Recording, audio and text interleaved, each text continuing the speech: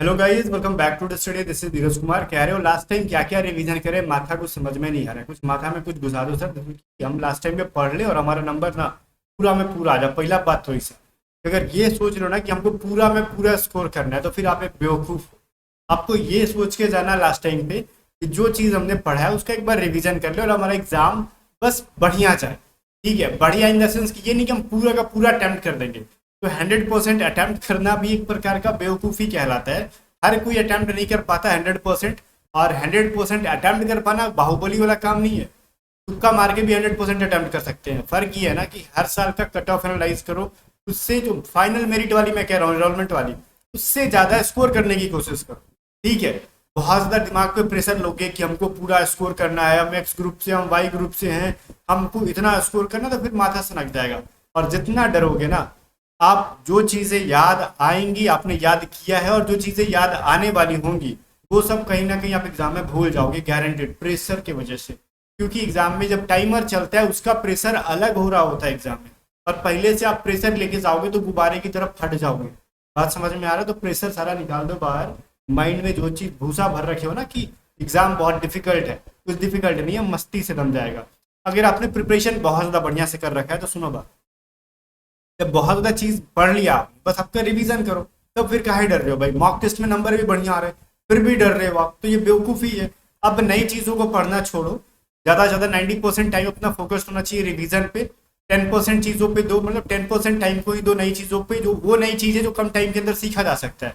ऐसा नहीं कि अब 10 दिन के अंदर हम ना ट्राइगोनोमेट्री कभी जिंदगी में पढ़े नहीं है और ट्राइगोनोमेट्री लेके बैठ गए, तो भैया वो नहीं हो पाएगा आपसे। अपने अलजबरा कभी जिंदगी में पढ़े नहीं हो, अलजबरा लेके बैठ गए, तो आपसे अब मेरे हिसाब से ना वो इतना कम टाइम के अंदर सीखने के तो सीख जाएगा, बट वो एग्जाम के प्रेशर की वजह से फॉर्मूला भूल जाएगा इतना कम टाइम के अंदर, वो बिकॉज प्रैक्टिस प्रॉपर नहीं कर पाएगा। तो ये जो सीन है वो अलग चीज़ है। कुछ चैप्टर्स ऐसे भी होते हैं जिनको कम टाइम के अंदर पढ़ लेना तो पॉसिबल होता है, लेकिन उनके कंसेप्ट को जो है ना, जो एग्जाम के टाइम पे एग्जैक्टली उस टाइम याद कर पाना पॉसिबल नहीं होता। वो होते हैं ट्राइगोनोमेट्री, अलजेब्रा, ये बेहुदे टाइप के मतलब होते हैं, इनमें प्रॉपर कम से कम 1 डेढ़ महीना लगता है इसके अंदर एक्सपर्टीज हासिल करने में। पढ़ के बहुत ज़्यादा क्वेश्चन प्रैक्टिस करना होता है। तो अब वही चीज़ अगर आपने बढ़िया से तैयारी कर रखा है, आपके स्कोर भी अच्छे खासे आ रहे हैं, टेंशन फ्री रहो। अब दूसरे बच्चे वो है ना कि हमने तो पढ़ा ही नहीं है, ऐसा डर लग रहा। भाई तुम पढ़े ही नहीं तो डर क्या है रहे हो? तो पहले से जानते हो तुम पढ़े लिखे नहीं हो। पढ़े लिखे हो मतलब आपने प्रिपरेशन नहीं कर रखा, तो फिर काहे डर रहे हो? वैसे भी बहुत सारे सवाल हमको तुक्का मारना है, माइंड में ये चीज़ तो आपने रख लिया होगा। जब हमारी तैयारी 50% भी नहीं है, मॉक में मार्क्स भी नहीं आ रहे, तो फिर काहे डर रहे हो? आपको तुक्का ही मारना है ना, तो पहले उतना अटेम्प्ट करना जितना आपसे हो पा रहा है। लग रहा है कि नहीं हम कट ऑफ पार नहीं कर पाएंगे इतने पे, फिर तुक्का मारना शुरू करेंगे हम लोग। ठीक है, लेके बजरंग बली का नाम। जो भी करना अब एग्जाम में करना, अभी जो करना आपका बस काम है रिवीजन करना, पढ़ना, सीखना, डरना नहीं। ठीक है, डरोगे तो एक चीज आपका बहुत बड़ा नुकसान होगा। ये चीज कि मैं गारंटीड कह रहा हूँ, मेडिकल वालों को मैं हमेशा कहता था ना, मेडिकल जो अभी जा रहे थे पिछले महीने, उसके 1 महीने पहले, कि देखो ये चीज मत सोचो ना कि हमारे माइंड में ये मेडिकल होगा, तो उसका इफेक्ट कहीं और पड़ेगा। बहुतों को बीपी में पॉइंट मिला, जैसे मेरे को सीपीओ में मिला था, क्योंकि मैं भी कहीं और चीज पे डाउट था मेरा कि मेरी नौकरी में फंसेगी, मैं लैपटॉप बहुत ज्यादा यूज करता हूँ, मेरी आईज में पॉइंट बनेगी। कुछ नहीं हुआ, चुट्टा बीपी में पॉइंट बना के मेरिट आउट, मतलब मेडिकल अनफिट कर दिया मेरे को उसने। प्री मेडिकल में भी बीपी में मेरे को आउट कर दिया उसने। थोड़ा बहुत बीपी बढ़ गया होगा, बाकी दोगलागिरी भी कर रहे थे वहां पे। बाकी ये सभी चीजें, आप डरोगे किसी और चीज को लेके, उसका निगेटिव असर कहीं और दिख जाएगा। आप डरोगे हमारी प्रिपरेशन सही नहीं है, जब एग्जाम में जाओगे कहेंगे साइन यहाँ करना है, सिग्नेचर कहीं और कर दोगे, डांट वाट देंगे, बिना डर का डर बैठ जाएगा माइंड में। बात समझ में आ रहा है? डरो मत। अब मैं बता रहा हूँ कि लास्ट टाइम रिवीजन कैसे करना है, क्या क्या टॉपिक्स को पढ़ना है। ठीक है, मार्क्स 100% बढ़ेंगे आपके। मैं 100% स्कोर के बारे में नहीं कह रहा हूँ, मैं कह रहा हूँ ज्यादा मार्क्स आएंगे, 100% इस चीज के बारे में कह रहा हूँ। ठीक है, और सिलेक्शन के लिए डर तो भागो मत। ठीक है, सिलेक्शन के लिए क्या करना है, डर को भगाना है। अब देखो पहली बात, अब इतना भी हाईली मोटिवेटेड मत हो जाना कि अब तो कुछ पढ़ना ही नहीं है, हम तो बाप है, ऐसा नहीं। पढ़ो, रिवीजन करो, और जाने से पहले अगर आपने मैथ रीजनिंग वाई ग्रुप का पढ़ रखा है, इंग्लिश एक्स ग्रुप का पढ़ रखा है, तो हमारी पीडीएफ से एक बार प्रैक्टिस कर लो। इंग्लिश की जो 2 पीडीएफ है, एक वोकैब की पीडीएफ और फिर प्रैक्टिस की पीडीएफ, और किसी भी पीडीएफ की प्राइसेस कम नहीं होगी, बिकॉज ये लास्ट टाइम के लिए पीडीएफ बनता है कि लास्ट टाइम रिवीजन करोगे यहाँ से। ठीक है, तो सारे पीडीएफ कर लो, क्योंकि आपको पता है हमारी मैथ के रीजनिंग के वाई ग्रुप की जो पीडीएफ है 100% पीडीएफ के कंसेप्ट से आगे गारंटीड मैं ले रहा हूँ कि पीडीएफ को जो 2-3 बार बना ले रहे हैं, मैथ रीजनिंग इंग्लिश जो भी है, आपके एग्जाम में बहुत सारे क्वेश्चन देखने के लिए मिलेंगे सेम पैटर्न पे, खाली थोड़ा थोड़ा चीजें बदलेंगी, बाकी कंसेप्ट वही यूज करना होगा। रीजनिंग, मैथ सबके सॉल्यूशंस भी आपको पीडीएफ में मिलेंगे, करंट अफेयर और जीके। ठीक है, सारे पीडीएफ को बाय करने के लिए व्हाट्सअप करके बाय करोगे 7279047787 पे। प्राइसेस पे करना पड़ेगा, पेड पीडीएफ है, फ्री नहीं है, पहली बात मैं बता रहा हूँ। ठीक है, व्हाट्सअप करके बाय कर लो। अगर आप मॉक टेस्ट लगाना चाहते हो तो A2Z स्टडी ऐप पे वाई ग्रुप का मॉक टेस्ट लगा पाओगे, पेड है सब। अब आ जाओ, मैं टॉपिक्स बताता हूँ पहले इंग्लिश के लिए। आपको किन चीजों का ना, ये मैं नहीं कह रहा हूँ कि ये छोड़ दो, अब इतना कम टाइम में जिसको हम 2 से 3 बार रिवीजन कर सकते हैं, वो क्या चीज है मैं बताता हूँ। सबसे पहले प्रीपोजिशन को आप प्रेफर करना। फिक्स प्रीपोजिशन आपने पहले से कहीं पढ़ लिया है तो ठीक है, नहीं पढ़ा तो मैं क्रैश कोर्स 3 तारीख के बाद लाऊंगा। आप प्रीपोजिशन पे 2 बार कम से कम अभी और पढ़ लेना, अभी 13 दिन है एग्जाम में, आप कम से कम 2 बार पढ़ लेना मिनिमम, ज्यादा हो सके टाइम निकल के तो प्रीपोजिशन को पढ़ लेना, क्योंकि 3 सवाल प्रीपोजिशन से आ जाते हैं आपके एग्जाम में, तो इसको लाइटली नहीं ले सकते भैया इंग्लिश के अंदर। सेकेंड किस चीज को लेते हैं हम लोग, तो पहले तो कंडीशनल सेंटेंसेस, ठीक है, जितने भी कंडीशनल सेंटेंसेस है, और थर्ड नंबर पे जो हमारा है ना कंजक्शंस है, इनको हम बहुत बढ़िया तरीका से लेंगे, क्योंकि ये 2 चैप्टर से कम 2-3 क्वेश्चंस बनते हैं भाई। आपने पढ़ा है ना कि नो सुनर का सर पूछता है सर, हार्डली स्कार्सली का पूछता है sir, not only but also का पढ़ता है, वो कंजक्शन चैप्टर के अंदर है, आपको नहीं पता है क्या? वो कंजक्शन चैप्टर के अंदर का सारा सवाल है और हर बार पूछता है। कंडीशनल सेंटेंसेस बोले तो इफ क्लॉज से रिलेटेड जो सवाल पूछा जाता है, ठीक है, टेंस में ही पढ़ने के लिए मिल जाता है कंडीशनल सेंटेंसेस वगैरह। तो ये जो चीज है यहाँ से हर बार पूछा जाता है, तो मेनली ग्रामर के अंदर इसको, और फोर्थ नंबर पे मैं कहूंगा आर्टिकल को, इसको कम से कम 2-2 बार रिवीजन कर लेना। बाकी चैप्टर से 1-1 बार भी रिवीजन करोगे चलेगा, बट ये मेन 4 चैप्टर्स हैं जिनको आपको ग्रामर के अंदर 2 बार रिवीजन करना है। जितनी भी वो कैब आपने पढ़ रखी है उनका एटलीस्ट 2 टाइम्स आपको रिवीजन करना है। आपने चाहे एडीएम ले लो, आपने वन वर्ड ले लो, चाहे आप एंटोनिम्स ले लो, आप सिनोनिम, जिस तरीके से पढ़ा है 13 दिन के अंदर आपको 2 बार रिवीजन करने। मर के करो चाहे जी के करो, नई चीजों से पढ़ने से बेटर है पहले हम रिवीजन करेंगे इसको 2 बार। और 2 बार रिवीजन ऐसा नहीं कि आज किया और 1 बार कल कर लिए, ये बेहुदापन है। आपने अगर 1 तारीख को अगर रिवीजन किया ना, तो एग्जाम से जस्ट 4-5 दिन पहले 1 बार रिवीजन कर लेना। हमारी माइंड इतना स्टोरेज होता है कि हमने आज जो पढ़ा बढ़िया तरीके से, जो चीजें पहले से याद की हुई है, हमारी रटी रटाई है, उनको अगर हम रिवीजन कर लें तो हमारे अगले 10 दिन तक हमारे माइंड में रहेगा। अब इतने भी नल्ले नहीं है कि अभी पढ़ेंगे और इतने भूल जाएंगे, गजनी तो आप हो नहीं, ठीक है, दैट इज क्लियर कि अभी पढ़ा और अभी भूल गए, ठीक है। तो एटलीस्ट इंग्लिश के अंदर वही काम कर सकते हैं। बाकी मैं जाने से पहले वही कहूंगा, फ्री में मैंने आपको यूट्यूब पे जो क्रैश कोर्सेज इंग्लिश के टॉप 52 रूल्स पढ़ा रखे हैं, उनको एक बार देख के जाना, ग्रामर पूरा कवर हो जाएगा कम टाइम के लिए। आपको मैंने जो पैसेज पढ़ा रखा है, पैसेज का क्रैश कोर्स करा रखा है, एक बार उसको देख लेना, पैसेज में कम टाइम के अंदर सॉल्व कर पाओगे। आपको मैंने जो PQRS जिसको आप कहते हो, मैं आपकी भाषा यूज करता हूँ, जिसको हम लोग पैरा जंबल या फिर जंबल सेंटेंसेज या फिर सेंटेंस रीअरेंजमेंट या फिर अरेंजमेंट कहते हैं, तो उसको एक बार देख लेना। 3 वीडियोज अभी अपलोडेड हो चुकी है इंग्लिश क्रैश कोर्स की, उनको एक बार देख लेना, आपको गारंटेड बहुत हेल्प मिलेगा इंग्लिश के अंदर, ठीक है। बाकी मैं वाई ग्रुप के अंदर कुछ चैप्टर्स मैथ की बताता हूँ, और मैं उसके बाद बताऊंगा मॉक टेस्ट के लिए कुछ। वाई ग्रुप में अगर मैं मैथ की बताता हूँ, एक्स ग्रुप का मैं मैथ नहीं बता पाऊंगा, बट कुछ टिप्स बताऊंगा लास्ट में। वाई ग्रुप के मैथ के बारे में अगर आपने ट्राइगोनोमेट्री पढ़ लिया है, तो कम से कम 2 बार ट्राइगोनोमेट्री का जो है ना, अगर आपने पढ़ लिया है, तब मैं बोल रहा हूँ रिवीजन कर लेना। अगर आपने नहीं पढ़ा तो इसको स्किप करना, पढ़ने की जरूरत नहीं है। आपने अगर ट्राइगोनोमेट्री पढ़ लिया, तब अगर आपने स्पीड टाइम एंड डिस्टेंस पढ़ लिया है ना, अगर स्पीड टाइम एंड डिस्टेंस, तो इसको कम से कम 2 बार रिवीजन करना। बहुत ही मतलब नल्ला टाइप का चैप्टर है ये, ठीक है। और बाकी आपने इसके अलावा टाइम एंड वर्क के 1 या 2 बार जरूर रिवीजन करना, यहाँ से सवाल बनेंगे। इसके साथ साथ मैं कहूंगा मेंसुरेशन के 2 बार कम से कम, मेंसुरेशन पे भी 2 बार, क्योंकि देखो एक ट्राइगोनोमेट्री के एक मेंसुरेशन के क्वेश्चन फिक्स हैं देंगे, और ये फॉर्मूला बार बार लोग भूलते हैं। Speed and time and distance के 1 सवाल देंगे और ये फॉर्मूला मेनली भूलते हैं, तो 3 सवाल तो इन 3 चैप्टर से आएंगे गारंटेड। 7 सवाल मैथ में पूछे जाते हैं और 3 सवाल और एक टाइम एंड वर्क, यहाँ से ये 4 सवाल इन 4 चैप्टर से पूछेगा, बाकी 3 सवाल रैंडमली कहीं से ही पूछ सकते हैं। बाकी इन सारे सब्जेक्ट चैप्टर से देखना, एक सवाल गारंटेड।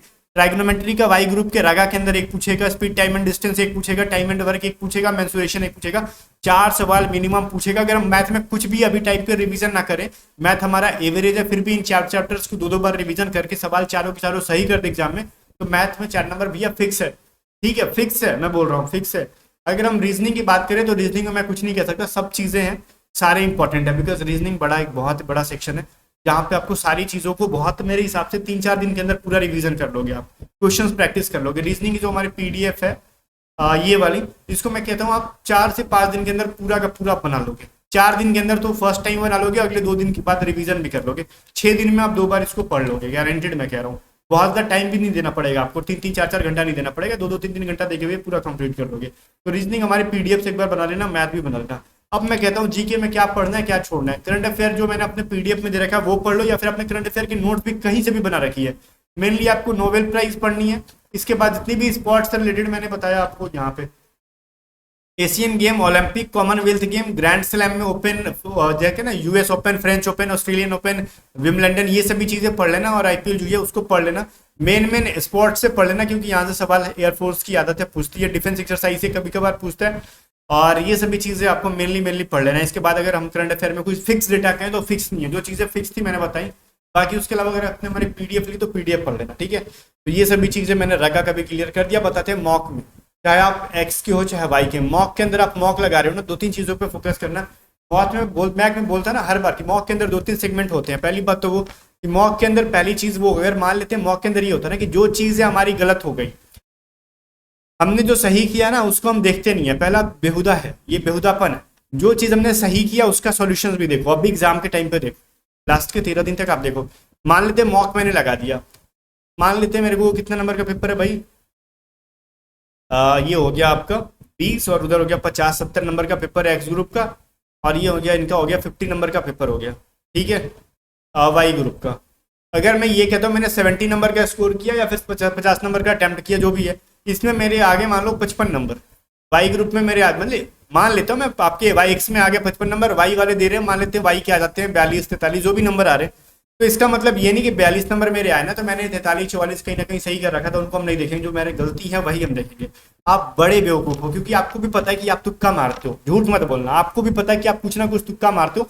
100% श्योरिटी के साथ कोई एक क्वेश्चन अटेम्प्ट नहीं करते हम लोग, कहीं ना कहीं हमको डाउट रहता है, किसी ना किसी क्वेश्चन में डाउट रहता है।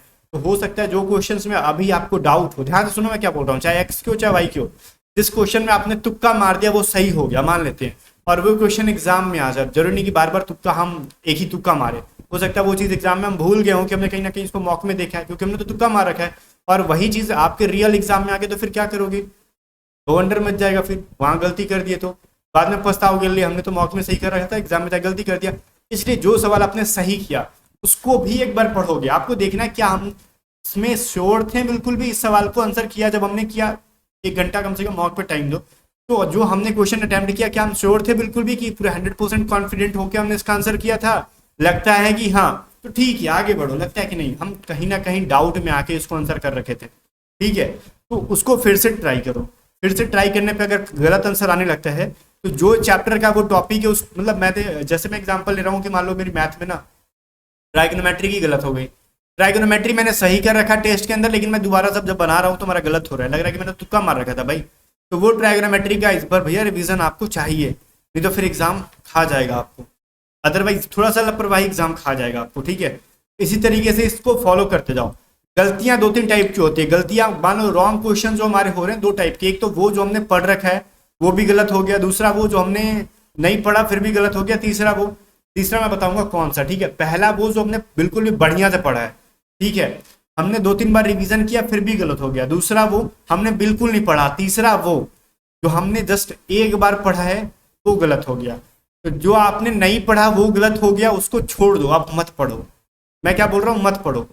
वो जो आपने बहुत जान लगा के पढ़ा है ना फिर गलत हो गया, उसको टॉप पे नोट में लिख दो कि आज इसको हम रिवीजन करेंगे, डे के एंड में उस चीज का हम रिवीजन करेंगे जो हमने एक बार पढ़ा था वो गलत हो गया था, ठीक है, डे के एंड में करेंगे उस चीज का। बीच में किसका करेंगे, बीच में हम उसका रिवीजन करेंगे जो चीज हमको लग रहा है ना कि पढ़ाया आ रहा है, हमको लग रहा था कि इसका आंसर ये हो सकता है और हमने तुक्का मारना मतलब मारने की वजह से हमने नहीं मारा, होता है ना कि मेरे को लग रहा है कि ये आंसर हो सकता है फिर भी हमने नहीं मारा, बाद में सॉल्यूशन में देखा जो हम सोच रहे थे वही इसका आंसर आ गया, क्योंकि हमको लग रहा था हमने कभी पढ़ा था वो हम भूल रहे हैं, तो बीच में उसको ऐड करो जो चीज आप भूल रहे हो। चीज समझ में आ गया, 3 तरीके से करो, बाकी अपने हिसाब से भी कुछ कुछ चीजों को करो आप, ठीक है। आपको लगता है कि नहीं ये मेथड के अलावा हम कुछ और मेथड यूज कर सकते हैं, लेकिन ये चीज मैं कहूंगा मॉक लगाओ, एनालिसिस करो और जो चीज गलती हो रही है उनका रिवीजन करो, अपने तरीके से करो।